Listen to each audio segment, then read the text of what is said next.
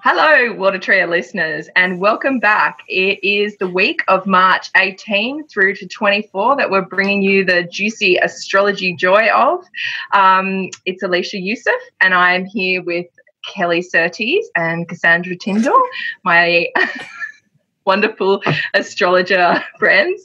Kelly's just put her vase of beautiful flowers there for us all to see. Were they a birthday gift, Kel? Yeah, from my gorgeous assistant. And I'm like, I forgot to do my set decorations while you were introing. Such an idiot. Sorry. We are recording this on Mercury Station, just so you know, so it could be an interesting episode. We're making no promises. Tangents will happen. But we're not talking about that, I don't think. Because which week is it, Leash? It's the 18th. 18th. Okay. So where are we starting? Who's up first? What aspects have you got? I am. Oh, my gosh. Go Aries. Go Aries. Go Aries. Go. Go Aries. Which is a very Aries thing to do. Oh, my God. Totally. Take it away, Aries Moon.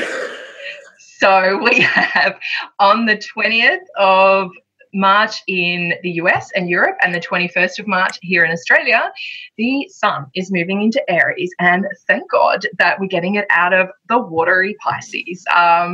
Yes, Kelly, can you stop with the facial expressions for all those that are listening? Please go and have a look at our YouTube channel to see just what Kelly's doing.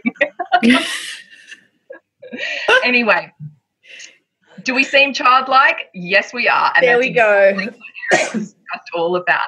Aries is courageous, it's brave, it's dynamic, it likes to get things out there.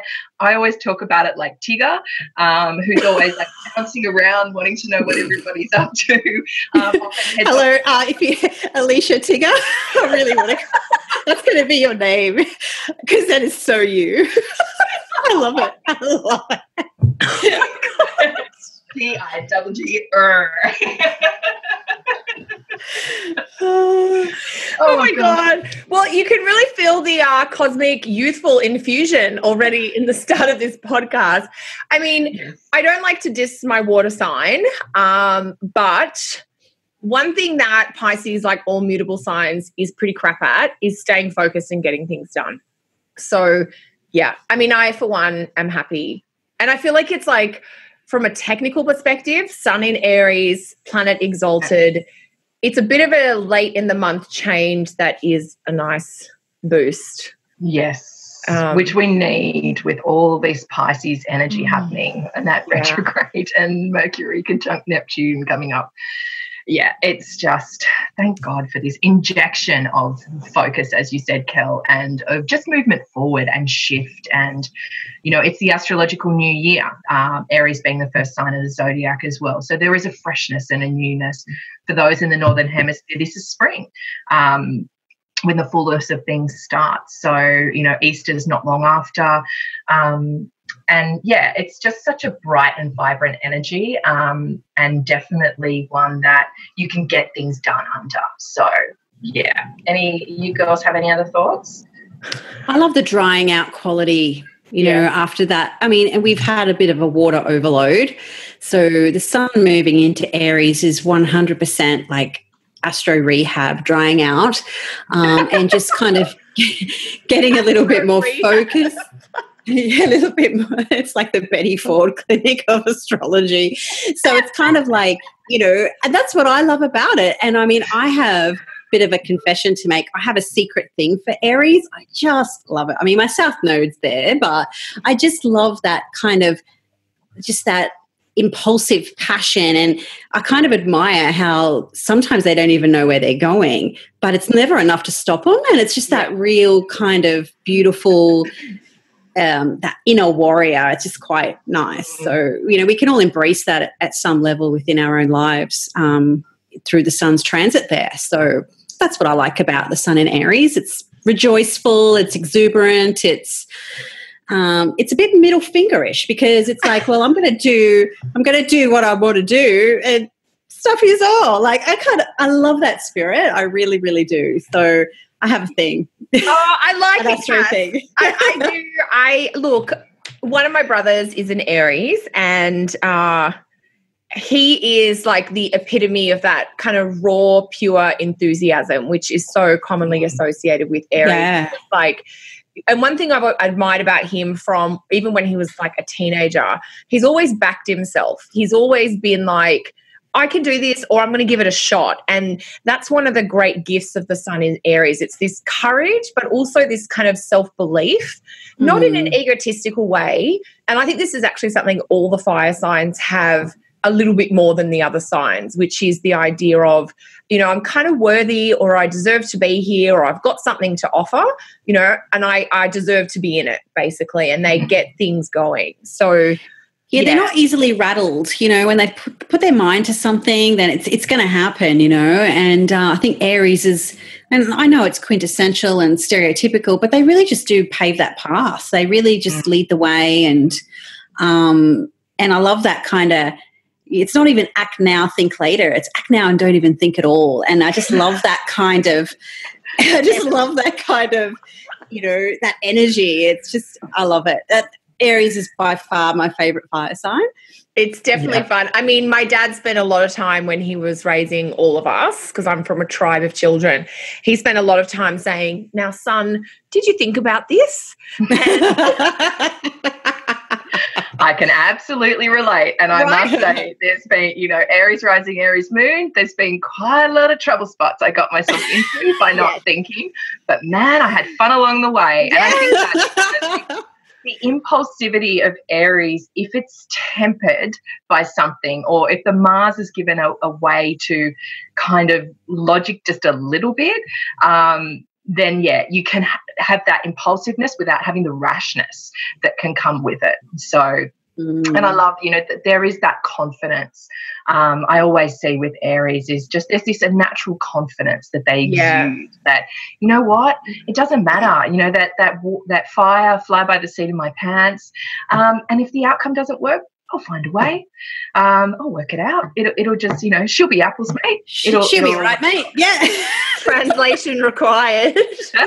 Everything will be okay. We don't know how, or we don't know when, but it'll all be okay. It is kind of the epitome of the winging it energy. And the fact that for the next 4 weeks, we're going to have the sun exalted in Aries. So that's just, it's pure cosmic vitality and confidence, initiative energy, a little bit of leadership, not in the way that you need to get everyone on board, but just in the way that you are going to make those first moves, take those first steps. And it's a real lead by example type of leadership.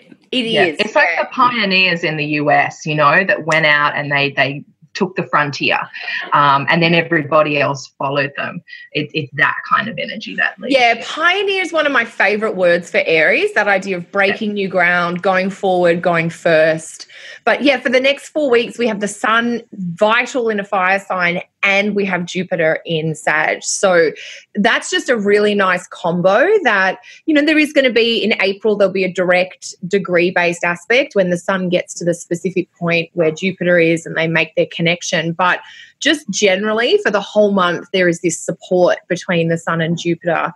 And, you know, Marsilio Ficino, which is like this medieval Renaissance kind of astro magician guy, he talked about the 3 graces in astrology being the sun, Jupiter, and Venus. And it's always lovely when we get a nice connection between even just 2 of those 3 planets. So totally. There is a really nice kind of chin-chin, if you like, between those 2. So not quite, because it's a drying out energy, remember? I know, but maybe if they're dry, you know, they might need the water to the chin-chin to lubricate things, social lubricants. Because there'll be a sign-based trine and a sign-based sextile to both those planets in the first week that the sun is in Aries, just before Venus moves into Pisces. Yes, with Venus. So Venus, that's actually a really good point, Leash. Yeah, so the first week the sun's in Aries, we've got sun in Aries, Venus in Aquarius, Jupiter in Sag. Now that's the 3 graces, sun, Venus, Jupiter, all in air and fire signs. And even though the degrees aren't exact, they're still sending some interacting to each other. So it's just a much nicer energy compared to maybe some of the emotional stuff, which look, we all love our D&Ms, but you know, sometimes you got to like hang up the tissues and get back into it. It gives a little bit of oomph behind the Mercury retrograde in Pisces stuff, you know. So despite some things that might be a little bit like dragging your heels through the mud, there's definitely, you know, a little bit of a lift or exuberance to push forward despite the other stuff that's happening. Yeah, totally. Yeah, totally. Yeah. But that's not the only thing happening that day, Leish. No, there is that full moon in Libra that's happening at 0 degrees. But what else are we going to talk about? Cass, were you going to talk about something that day, or was it you? Yeah, we sort of touched on it a little bit. It was the Venus sextile Jupiter. So, you know, and Venus also squares Mars at the same time. So, yeah, you know, Venus is definitely in the mix, and she's the ruler of the Equinox lunation. So it's all about Venus, you know, towards the end of the week, midweek there. So, you know, Venus in Aquarius, it might be about getting your words on or communicating things, or, you know, as we said, air and fire. It's about, you know, Venus taking, you know, or maybe taking the lead or taking direction and getting things moving along. And the sextile between Venus and Jupiter, you know, it's, you know, sextiles are kind of a little bit, I don't know, I feel they get a little bit overlooked in astrology sometimes. And I think that they're lovely aspects, but they still require work. Mm-hmm. It's, you know, sometimes you see people and they get an opportunity that comes to them, but they don't see what's in front of their own face. You know what I mean? Like, it's like, hello, like, you know, but, and the sextile can be a little bit like that. It's like that proverbial carrot being dangled in front of your face, but you still need to do, it's a lucky link, but the hard work still has to have been done to, you know, recognize that opportunity and go with it. So there is, you know, an opportunity here to tap into some of that Jupiter and Sagittarius stuff. So whatever house, you know, Jupiter is doing for you right now, it's getting a little bit of a cosmic prod or a boost or support.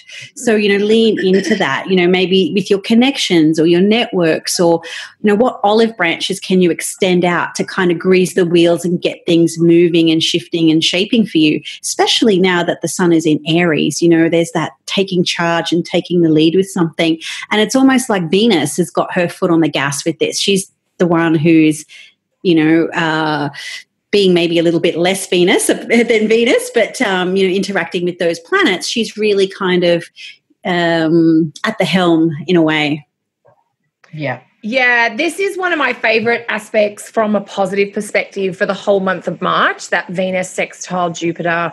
I think it's the 21st in Canada and the States and the 22nd in Australia.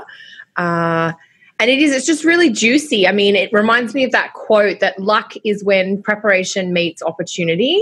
And I think that speaks to what you're saying, Cass, where it's like, you know, it's easy to look out and say, oh, this person's been an overnight sensation, or they're just really lucky, and completely overlook how much preparation or planning or how much consistent effort they've already been putting in. Totally. So it feels a little bit like the reward, I guess. Sorry, Cass. Yeah, it's like those people, oh, I really wish I could win the lotto. Did you buy a ticket? Yeah. You've got to be in it to win it. And the Venus sextile Jupiter is suggesting that there's a prize there, but you've got to be in it to win it. Yeah. Totally. Yeah. I feel like it's, you know, if your fire, that the Jupiter and Sag fire has dimmed a bit with all this Pisces energy, you know, Venus in Aquarius is going to fan the flames, you know, build them up, have that air and fire together. I mean, that's the thing about the sextiles is they're the same, you know, they're both yang signs, they're both masculine signs, but they're different elements. So when you get air and fire together, things can really grow and blow up. You know, if you're trying to light a fire, you know, you need to fan it. You don't want to fan a bushfire because they get out of control, but it's that ability to kind of bring those Venusian Aquarian ideas, those insights you may get, and add them into your Jupiter and Sag energy, whatever plans or ideas or opportunities you've been trying to build there. Yeah, that's a great point, Leash, linking the Venus-Jupiter sextile to that longer Jupiter and Sag trend, because this is a little bit of a boost or encouragement, or it's like you've seen that you've broken through to one level of the larger Jupiter and Sag goal or plan that you're striving for. It's always lovely when there's a Venus-Jupiter aspect. So there might be a bit of luck or a bit of blessing or a bit of acknowledgement, a little bit of a feeling of success or things coming together. I don't know if it's super like typically romantic in the sense of like cuddles and kisses, because it's Venus in Aquarius. She's a little bit more independent and self-contained there. And Jupiter in Sag has got a little bit of a mission to try and change the world or improve the world. So I sort of feel like we might notice this a little bit more in maybe our social interactions or around the causes that we're passionate about, or even just in the professional sphere as well. It's great for, people coming together for collaborations and connections when you've got that like mind or shared vision type of thing. Yeah. Yeah. And I was even thinking, if you're into doing astrology magical rituals, you've got it Thursday or Friday. So it's going to be on either Venus or Jupiter's day, whichever you want to take advantage of. So it would be a good day to try to invoke the energy of either of those to build up whatever you're going to be doing. That's a really great point, Leash. Really great point. So if you're doing any rituals to do with Venus or Jupiter, extra juicy at this time. Did we want to say anything about the full moon in Libra before we move on to our last little aspect for the week? Well, it's definitely bringing in that sort of new astrological year in with a bang. Yeah, and it's straddling that whole equinox energy as well. It's an interesting one. Have we got time? Well, I feel like we should just say a couple of minutes, maybe. I mean, it's probably like the biggest full moon of the year, an equinox full moon. Yeah. I always find the full moons that are right on the equinox or right on the solstice just tend to be that much more dramatic. It is at 0 cardinal, so it's kind of really spotlighting or exaggerating or antagonizing. I mean, you can sort of pick an adjective. It's definitely going to shake things up. And the rulers are squared, so Mars square Venus as well. So all those things we just said about Venus could also have a catch. So as you said, Kel, about it's not so much about cuddles and kisses. I'm like, yeah, she's squaring Mars. She's not down for that this time. No, so no. So it's definitely, but also highlights the themes of relationship and negotiation even more so. So there's that potential, like Jupiter's got the goodness it wants to offer, the Venus sextile stuff, which we already described, but it does show that there is a little bit of a potential battleground or some negotiations that need to take place before you can get there. So it's probably a good thing that Venus is in Aquarius. It's an air sign. She's a little detached. She's a little bit more rational and thoughtful. So it can kind of, help with the negotiations in a sense. Yeah, and we've also got Mars in Venus's sign in Taurus. So it's a little bit more tempered. I feel like, the sun's just moved into Aries, so it's all that stuff we're talking about. And then we've got the moon in Venus's sign. So it's that trying to find an equilibrium, trying to find a balance, which kind of fits beautifully with the equinox. It's like, you're moving out of one and into the other. And it's half of one and half of the other. So it almost in some ways seems like a paradox, but it's where those two things meet that cooperation can really happen and that you can actually find understanding. Full moons are about release and letting go. They're not often about building things up. So, for me, this is probably a really good full moon to find forgiveness under, to really try to see somebody else's point of view and let go of whatever crap, use the Mars to cut that away and to bring in some understanding. Just the fairness, the balance, the harmony, that harmony of being in the moment. It'll be a beautiful new moon It'll be a beautiful full moon to watch if we can see it. It'll be right in that middle point of the sky. Not too far north, not too far south. It'll be right in that middle point. So, it'll be a cool one to watch at sunset for whoever can. Yeah, if you've got clear skies, it'll be gorge. I do think Venus sort of has a little bit of the upper hand She does rule the full moon in Libra. Mars is in her sign, so even though they are a little bit at odds, it's almost like she's got a final say, or that, you know, there is this feeling of adjustment. I mean, every full moon in Libra I always think is very much about learning to compromise or figuring out how to accommodate another person's perspective or side of things. Not in a people-pleasing doormat kind of way, but in a way that just keeps things in a really even keel, this feels fair for everyone kind of perspective. Yeah. Cool. So what was your aspect, Kel? Mercury retro in Pisces, conjunct Neptune, just to really bring it home at the end of the week. This is happening on Sunday the 24th in Canada and the States, and it'll be Monday the 25th for our Aussie listeners. So this is the second in a series of 3 conjunctions between Mercury and Neptune in Pisces. It's the only conjunction where Mercury is retrograde. So Sunday the 24th, Monday if you're in Australia, unfortunately, this is an excellent energy for vaguing out, flaking out, chilling out.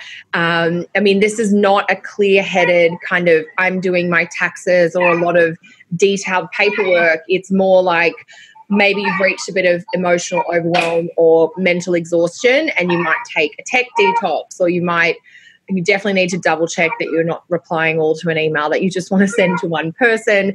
I do think it's a bit of a cliche Mercury retro confusion, sort of 24-hour period, basically. The chickens have got something to say about it too. Yeah, the chickens are in agreement with this, I guess. Yeah. And this is happening, Mercury's almost stopped, really, because he's stationing in a few days' time. So it's degree. Yeah. So it's like, I feel like, Cass, you always beautifully use the analogy of the bow being drawn back with anything retrograde. And I feel like this is that point where all the feels, all the emotions, all the things we've been revisiting, the patterns, whatever placement that the Mercury retrograde has been in your chart, this is going to be the culmination of all of this, and potentially where some aha moments may come in, and not these bright ones like a Uranus transit because it's Neptune, but the feeling of, okay, I really understand this a bit more. I really get this. My mind has turned fully inwards now, and I'm trying to align all those things. Okay, where am I ready to go next with this? How am I going to go forward when Mercury moves direct next week? So, yeah, what inner dreams have you communicated to yourself about? So, yeah. Yeah, it is a good point, Leash, because as much as the Mercury-Neptune conjunction is technically exact, on this Sunday-Monday period, Mercury is very close to Neptune for about 2 weeks, actually, which includes his station. So, the end of the retrograde can sometimes reveal where the miscommunications or where the snafus have been that you kind of weren't aware of. So it's definitely a good prep leading into even next week, just to be, double checking or even delaying. I mean, this is one of those Mercury retrogrades where the very start of the retrograde is just like this massive put things on hold week, and that was the week of March 4th. And then the end of the retrograde, which is, it's not this week, the 18th we're recording for, but it is coming up next week. There is just, so much uncertainty, so much confusion, there's so much stuff swirling around that you will have to trust your instincts, but you might not get the clear answers you need as fast as you want them. And in those circumstances, we just have to be a little patient, basically. Yeah. Is that a Guns N' Roses song? Yes, but I'm really not. Yeah, but Guns N' Roses isn't really my bag. Okay, sorry. I thought I was really not heavy enough. It's a little bit mainstream for me, but okay. No, a little bit too soft cop broadcast. A little bit, but I mean, back in the day, like Guns N' Roses, if you were a Guns N' Roses fan, like in the late 80s, 90s, like you were bad. Yes. But yeah, no, it's like they were the scariest band in the world. But yeah, they're not really up there in a top 10 list of like metal bands yet. No, you have like some pretty intense. I was just like, it's much heavier than what I would normally reference. So I thought you'd be proud of me for bringing in some sort of semi-metal reference there. I'm like knowing your musical taste, Kel. I'm actually really proud of you. I know, that's what I mean. Like, I need a gold star for this, mate. I'm really... I wouldn't even know what a Guns N' Roses song theme was. Oh, you so would. Like, everybody knows, like, Paradise City. Just a little patient. Child of Mine. Yeah. You know. I was too busy in clubs, honey, to listen to Guns N' Roses. Yeah, you're a little bit on a different wavelength than me. On a different, I was having a conversation this morning. I love how we're having a music segue when we're talking about Mercury with Neptune in Pisces. Yeah, totally. Honestly, my two remedies for excessive Neptune stuff are music and water. And I don't mean alcoholic water. I mean literal ocean, bath, shower, lake. And music is like, you've just got to play music. So tell us more totally about your music. Yeah, I mean, I wanted to bring this up because it just was so perfect for Mercury retrograde in Pisces. So I was dropping my son off at kindy today, and one of the ladies who's always behind the desk in admin there, somehow we got talking, and because Linky was just finishing watching a Slipknot video on YouTube. He likes to have his medal when he wakes up. It's his coffee. And anyway, she told me that in America, there's like these metal cruises you can go on. So it's like a 3-day back up a second. In America, there are cruises for everything. I know. And there I'm are like, even cruises. John Mayer cruises. So I'm not surprised.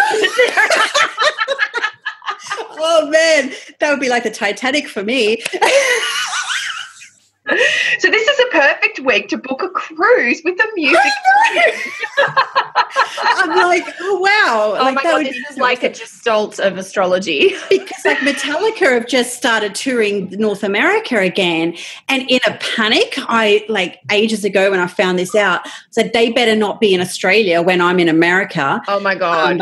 That would be devastating. But yeah, anyway, our schedules don't align, and they'll be in Europe when I'm in the US. And then I heard about this metal cruise, and I'm like, I've got a couple of weeks to kill when I'm in the States between gigs. So yeah, maybe like that would be like insane.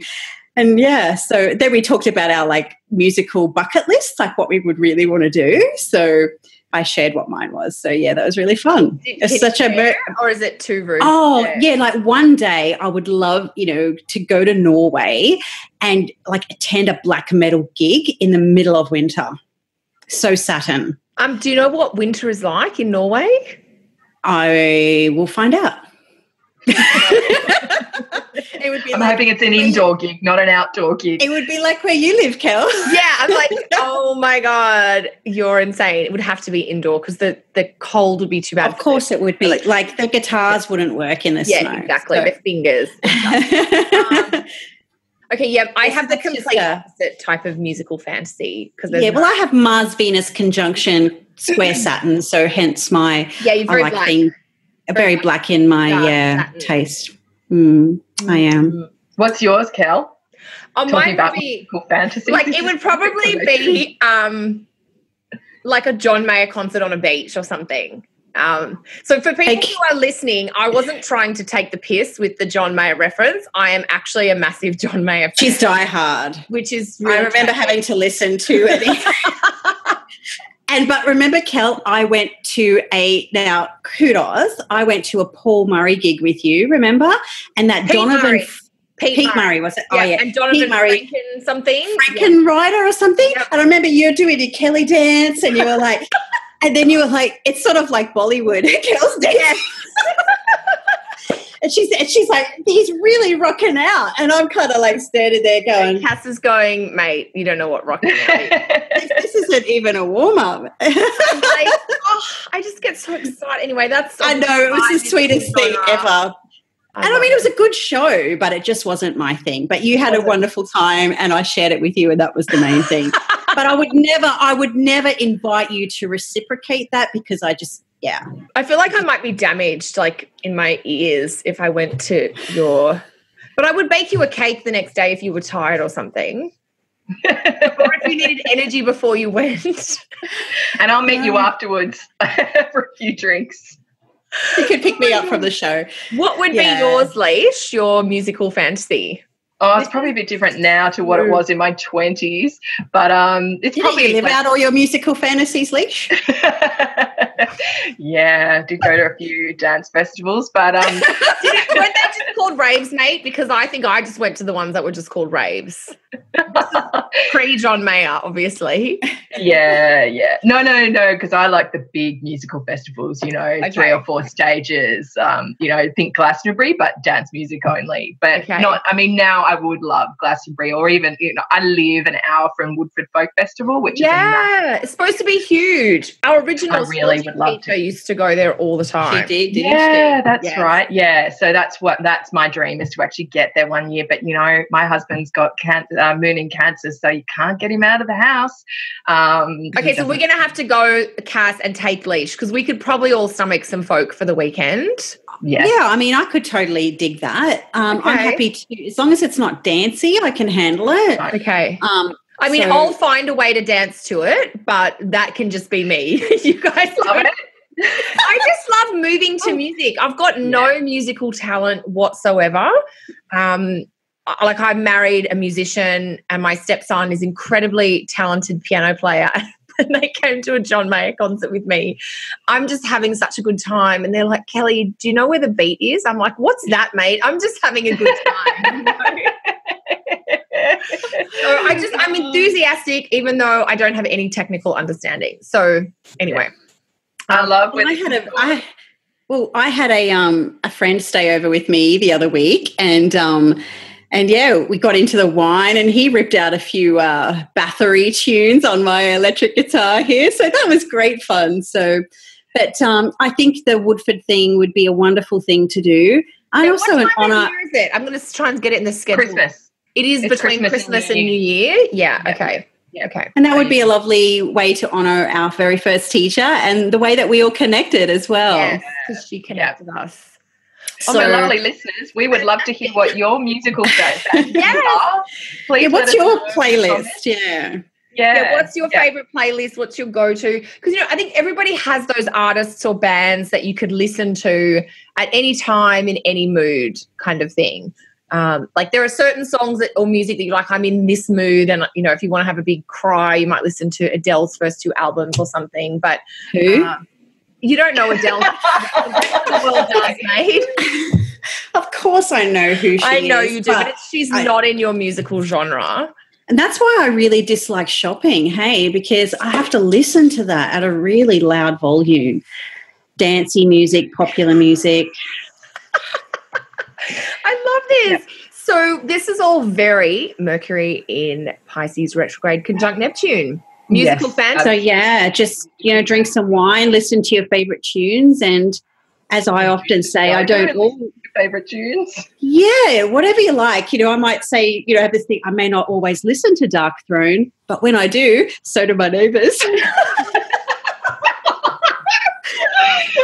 my God. I love it. So I think that brings us to the end of this very inspired week. Does anyone have anything they want to share that they're doing this week or happening this week? Well, I'm not doing anything this week because we'll all be in the Mercury haze. But next week, in the middle of the extended Mercury haze, I actually am starting an online astrology class, my next 4-part live training, which is basically designed to answer the question, what should I do with my life? So we'll be looking at career and life direction in astrology.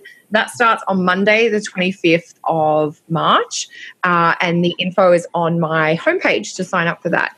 That's all I got right now. What about you, Gal? That sounds great. Me, well, I'm in the midst of 2020, writing about 2020. Yes. And consults. So, it's just we'll see Mercury retrogrades in my 10th house. So, I'm just winging it. I love it. And I should have a big personal announcement in our next episode. Yay! Yeah. Yay!